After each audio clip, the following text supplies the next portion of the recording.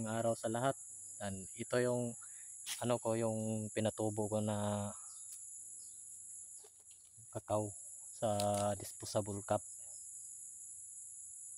1 month na siya. Ito nakalaki siya. Tatanim ko na to ngayon dito. Habang maliit pa siya, kailangan ganito kaliit. Itatanim na to. Pagkaingatan lang para hindi siya mabali. Maganda kasi yung ganito kalaki ang itatanim. Mabilis siyang tumubo. Basta ganito itanim siya.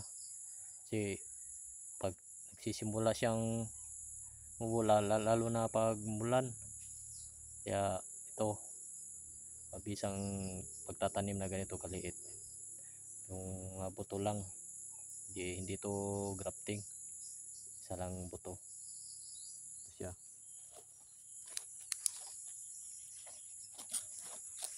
Ito marami oh. Ayan, tatanim po to ngayon. Dito ko yan ilalagay sa mga gitna-gitna ng pagitan ng manyog. Doon papunta sa itaas. Dito din. Doon. Tatanim ko yan. Ito, tatanim ko na tong kakao dito. Tanggalin lang yan. Yan. Tapos ganyan. Yan. Buo yung lupa. Putas lang ng konti. Lalagay siya. Yan.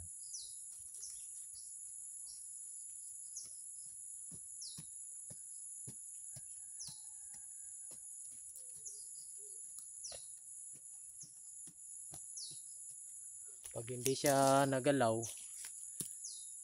hindi siya mabali, kaya to aabot ng mga 6 to 7 years.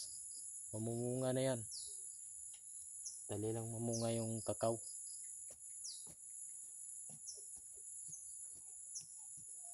Ito naman sa taas. Ito naman siya. Ito natin itatanim.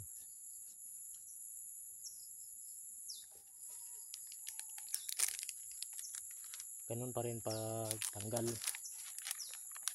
Pindutin lang ito. Pipisilin.